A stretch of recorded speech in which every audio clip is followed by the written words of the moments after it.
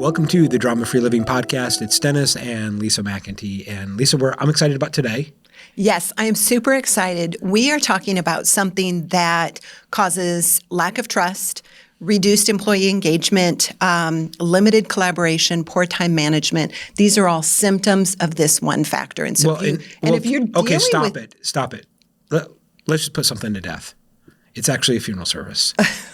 Okay. It is a funeral service, right? So we're actually today. It is a memorial. Rest in peace. Today and for the next couple of weeks, we're talking about death of a micromanager. It's time to just put him to rest. Let it be over with. Rest in peace. It's over. Because. Sorry, I just kind of totally hijacked the conversation there for a minute. You did hijack the conversation. And you know what? But it's real. It really is. Real. Micromanaging really does create all of these just negative behaviors in the workplace. Well, and it really stifles a lot of the creativity and a lot of things. Yeah, and it can also affect home life because how you are. It is not so. How you are anywhere, how you are somewhere is how you are anywhere. And so how you are at work is how you are at home. So you're saying if I'm a micromanager at work, do I tend to come home and be a micromanager? Yeah. Wow, that's this is going to be a fun series. So what we're going to do really over the next 4 weeks is what we thought is we're going to walk through this whole idea of micromanaging and talk about fears, talk about failures, and then really give some forward movement. Steps to gain control. Yeah, and almost like after every podcast episode, we want to give you just a quick fix, like a fast fix. Like, what go do can I this. do now? Yeah. So let's just kind of walk into maybe some of these fears, right? So as a micromanager, I think one of the key fears, Lisa, is that you get blamed for what other people did. And so as we work with leaders and organizations, and especially we do a lot of leadership training for managers, management training, and it's fascinating because I say this statement and I tell people about the manager's fatal flaw, and I told them, don't laugh, don't raise your hand, don't even smile because this might be you. And here's what I tell them is I tell them that the manager's fatal flaw is you doing the work of the person you're supposed to be managing. Right. So you're doing your work and you're doing their work. And then you're mad about it. And you're the one who has put themselves in this scenario. And then sort of the lies that we tell ourselves is, oh, it's just faster if I do it myself. It'll just take me 5 minutes. Which sometimes it feels like sometimes it really is faster in the short term. But when you look out long term, it decreases efficiency. Yeah. Or another lie people believe is like, well, if you want it done right, just got to do it yourself. Right? I'll have to come back and fix it anyway, so I might as well just do it myself. And really, that's not training. True. And it's one thing that we really emphasize with our roundtable participants is this whole idea of building teams. And the truth is you can go really, really fast if you go alone. But if you want to go really, really far, you have to build teams. It's kind of the difference between a sprint and a marathon. How long? Absolutely. What kind of longevity do you want to have? But it is a real fear that you get blamed for what other people do. And the challenge with leadership is really it's about getting results through people. That is really leader. It's not you doing all the work yourself, but it's getting results through others. But it is true. There's this idea of responsibility where if there's a problem, say in your department or with your team, typically if it's a good leader that you have or a good boss or a good manager, they're going to bring you in and sit you down and talk to you about your team. And sometimes if you're not careful, managers want to say, well, it's this team or it's these people. But really you're just kind of playing the victim. We'll kind of get into some of that a little later, but it's this whole idea of getting blamed for what other people do. And the reality is that it takes a lot of courage. Yeah. And so we want to even talk about, micromanaging is a little bit more of a symptom of a bigger issue. And there's multiple fears that drive that. And we just want to encourage people, let's dive into some of those fears and let's create some strategies to minimize them. So that's really maybe like the core fear that happens. Right. Yeah. And that is a fear that drives a lot of people. I mean, who wants to get blamed for other people's mistakes and failures? I mean, I certainly don't. Right. Exactly. So another aspect of a micromanager, the failure of a micromanager is that it stifles creativity. It stifles creativity in them. It stifles creativity in their team. It stifles creativity around those that are around a micromanager, because each person is not truly allowed to do what they are tasked to do, what they are gifted to do, and what their skills, what their skill sets are wrapped around. And so you have to convince this micromanager that you're just spinning your wheels, and the subordinates, they're just trying to stay up with it. And it's this tug and this pull, and it also stifles creativity because it takes a lot of energy for a subordinate to follow a micromanager, because it's 1 minute it's this and the next minute it's something else. And rather than having a clear set of tasks, a clear set of responsibilities, and they know, okay, this job is on my shoulders and this is my baby. Tomorrow it's somebody else's baby, or all of a sudden you have a different baby. And so so because of that, it stifles creativity, because it stifles also the energy involved. Well, and when you think about it, collaboration and creativity, they don't live in the realm of micromanaging, because here's what I think happens with team members is they just emotionally give up. They go, well, you're going to want it done your way anyways. Or you're just going to come behind me and correct it, or you're just going to, come in and fix it.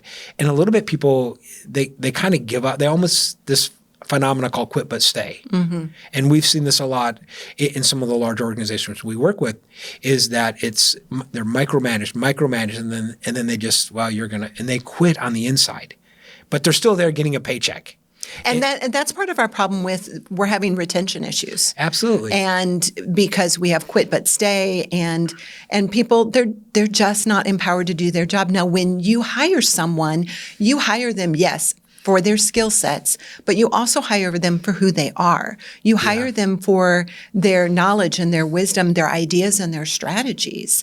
And so when you micromanage them, you stifle that, and all you get is their skill set. You no longer get this creative aspect of who they are, and you no longer get the other half of the reason why you hired them in the first place. Well, and even think about this. You have this fear of getting blamed, right? So you have this fear of, I'm going to get blamed for what they do, so I'm really stifling creativity.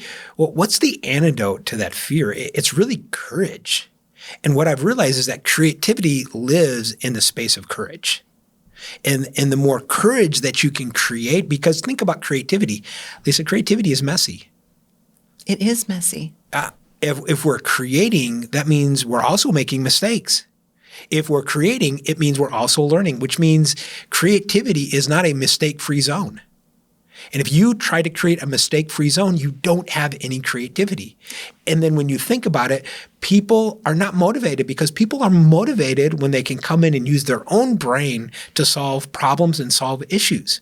But if you have this fear of, oh my gosh, I'm going to get blamed, and it's a real fear, we understand that, but what can you do to increase your courage? And this is maybe what we mean by micromanaging is really a symptom of a bigger leadership issue for people. And I know many times the challenge as we talk to leaders is this stuff is never talked about before you become a manager. I talk to so many managers or healthcare executives or entrepreneurs, and a little bit they talk about, well, gosh, if I would have known this, I probably wouldn't have done this job.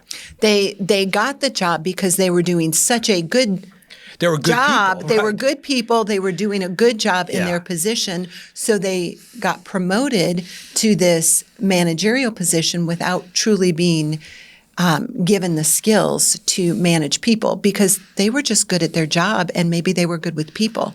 But because you're good with your job and you're good with people doesn't mean that you know how to manage well. And that's a fatal flaw that leaders and company executives make, is promoting people before they're ready for the responsibility of the position, and just because they're a good job and they do a good job and they're good people. Well, and you promote them to failure. Mm-hmm. And really it's a leadership issue, because I think we have to look at people sometimes and go, are you a great player or are you a great coach? If I have a sports team, if I have a basketball team, I want Michael Jordan on the team playing with me. Right. But I don't necessarily want him coaching. I want somebody like a Phil Jackson coaching.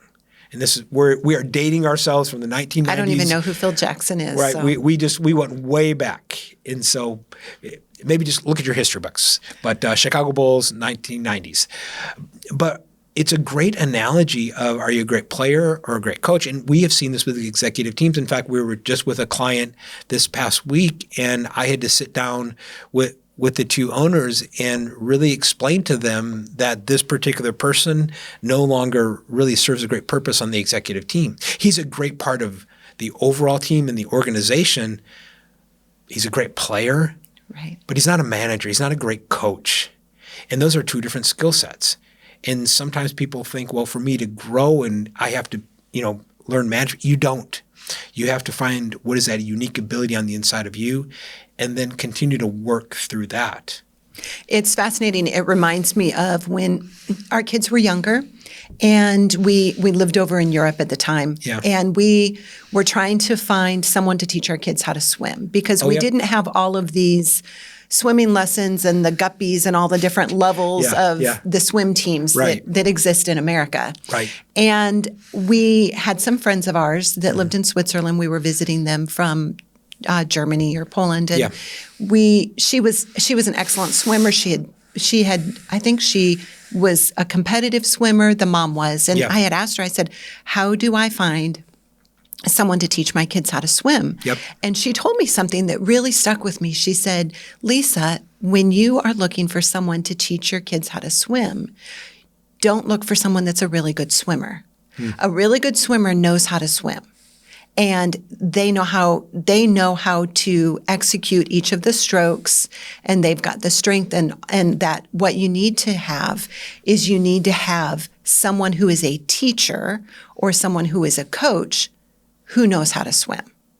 So because then you're going to get the instructional side of it, the come alongside, here, let me show you how to do this stroke. Now, maybe they aren't that great of a swimmer. They can swim. They know the basics of the strokes, but they're a really good teacher. They're a really good coach, and they can come alongside your child and they can show them and they can recognize when things are going wrong. Whereas a swimmer that's a really, really great swimmer but doesn't have the ability to lead or coach or, be the guide on the side, they're not going to be able to pinpoint those things. And that stuck with me really for years. That was probably, 25 years ago. Well, and something that you don't know, and I don't remember who I had this conversation with this past week, but I was telling them, if you want to learn how to water ski, talk to Lisa. Talk to my wife. Now, she can water ski. Is she the best water skier in the world? Absolutely not. But she can water ski. But what she's excellent at is she's a great teacher. And that is a great example. You have taught many people how to water ski.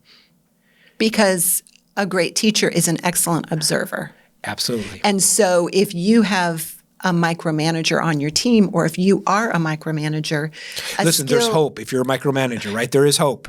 A skill to obtain would be the observation, the ability of observation. Yeah, that's really good. And but back along the lines of stifling creativity, you have to decide, okay, am I in this for the long game? Am I in this for the long haul? Because if I'm working in a company and you're my micromanager, you're my manager and you happen to micromanage me, or you're my higher up. You don't even have to be a manager. You're my higher up. And you're just asking for a friend, right? Hypothetically. I have this friend. I have this friend who works for this guy. Okay, why should I even bother finding a better way to do things or being more efficient, an easier way to accomplish something if my ideas are not even going to be welcome? Wow. And if my ideas are not going to be welcome, then why put my energy toward it, even though I might be a master at building a process and reforming and changing things? It's not worth my time because I would put all of this time toward developing the better product or developing the better system to have it shot down, and then I would have wasted all of that time. But also, that's just a blow to me as an individual and as I would say my self-esteem, just my confidence. It's a blow of, okay, well, I guess that my worth is not valued here. Wow, that's really powerful. Yeah. People think, wow, my worth is not valued. In one sense, it takes courage for the manager to step in and go, okay, we're going to be a little messy, but it also takes courage for team members to say, I'm going to step up. I'm going to give my ideas. I'm going to share what I think. And that courage works both ways on a team. Yeah, because sometimes you need to put pressure on your higher ups in a gentle manner, and just to be able to sit down and have truthful conversations. I mean, we just finished recording our course, emotionallyintelligentcourse.com is where you can get it. Right. And we talked all about conversations and how to communicate and how to deal with what you've got going on. So if I am an employee, I'm going to need to have a conversation with my higher up and just very gently but respectfully and knowledgeably go through and present the idea of, I was hired for my brain and for my hands.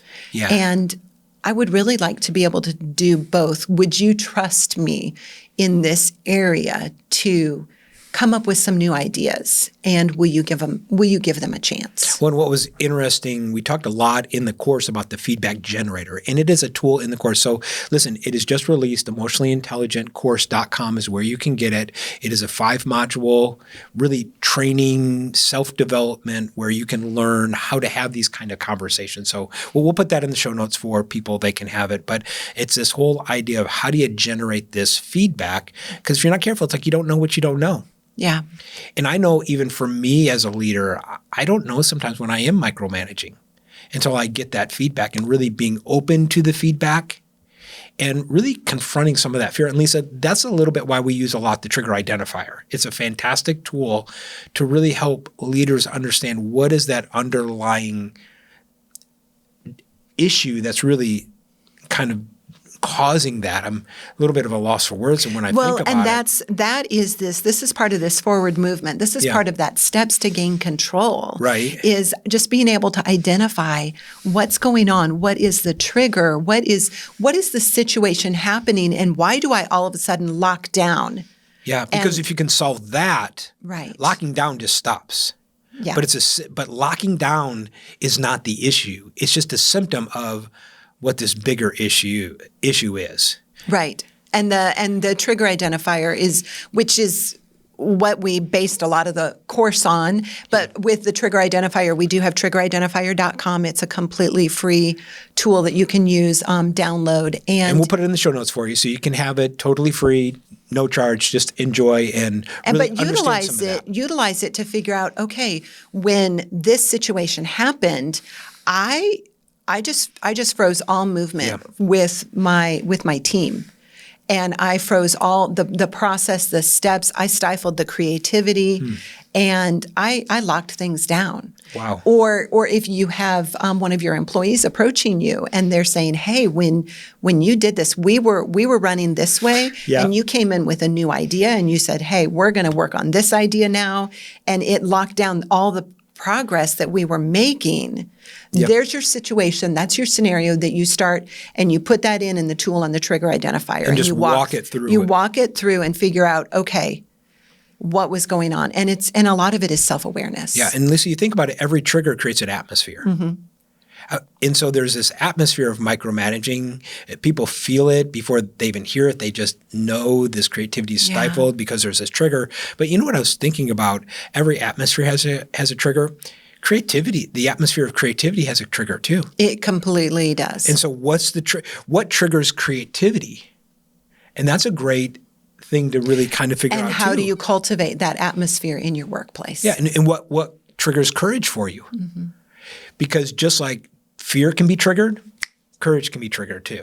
And so it's not necessarily, I think sometimes when people hear trigger, they're thinking all the negative things or all the unpleasant emotions that sort of pop up, but there's pleasant emotions that are also triggered. And those are the triggers that you want. Those are the triggers that you want to develop and cultivate. And things like what triggers are fear. So let's give some forward movement as we're make Absolutely. sure we don't want to just.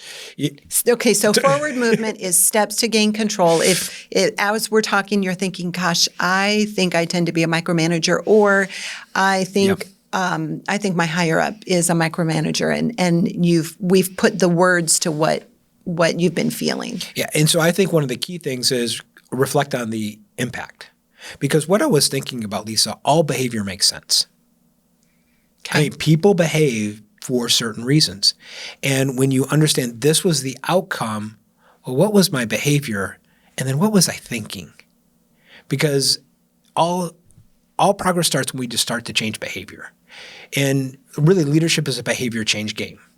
And people don't want to hear that because it's maybe easier to control things and maybe sometimes control people. But people do things for their own reasons, and leaders do things for their own reasons. And so I think look at the impact, almost like look at the outcome. This is what happened. Okay. And then what caused that to happen for I just want to see how personal I can get for a minute. But Lisa, we have a particular video series, and it's something that I'm going to go back and talk to some of the team about, but I wasn't happy with the quality of the video. Okay. And so, but I didn't see it until it was already out. It's already in a different course and already in some different places.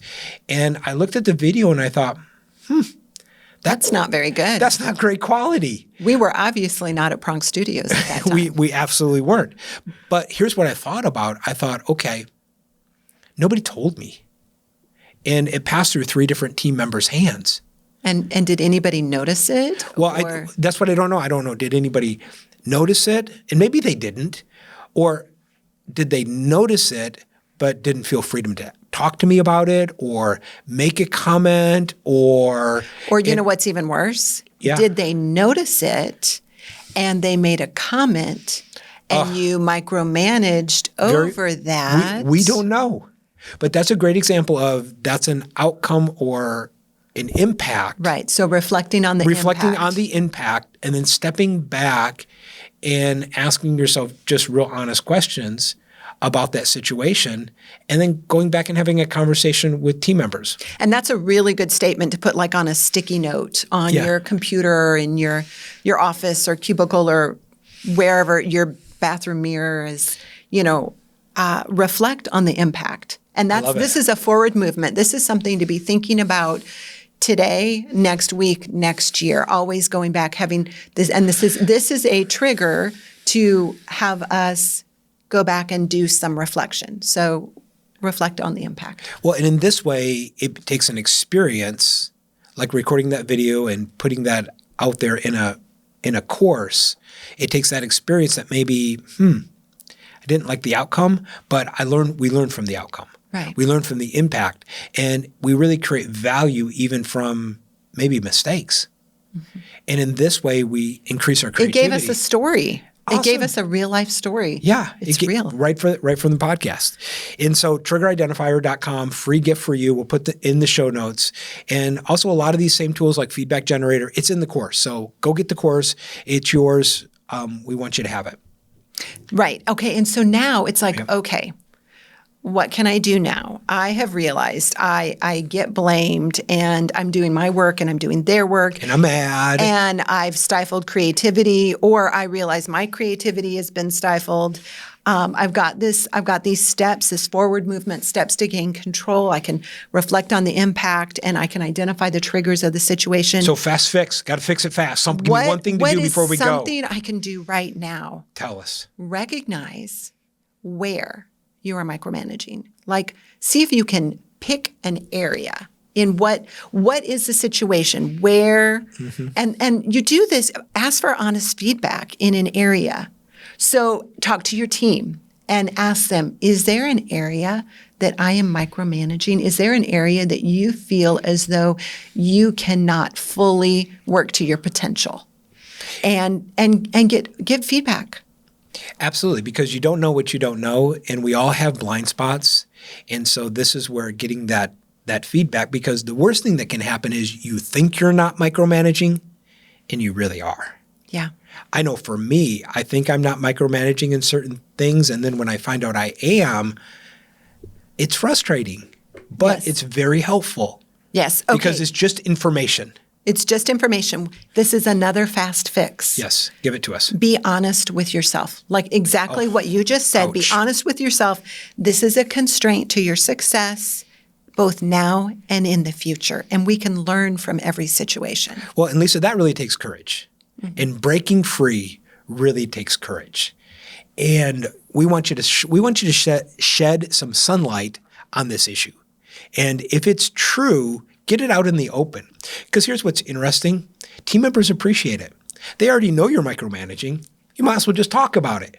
You might as well just get it out in the open and also help them address some of those fears and concerns. Because many times we micromanage because we care. Right. It's not because we don't care. It's because we really care. We just have this concern that we don't know what to do with. So a great example for us, Lisa, and we'll kind of close with this, is we're getting ready to go on a sabbatical, you and I. And I have a lot of fears going on the inside.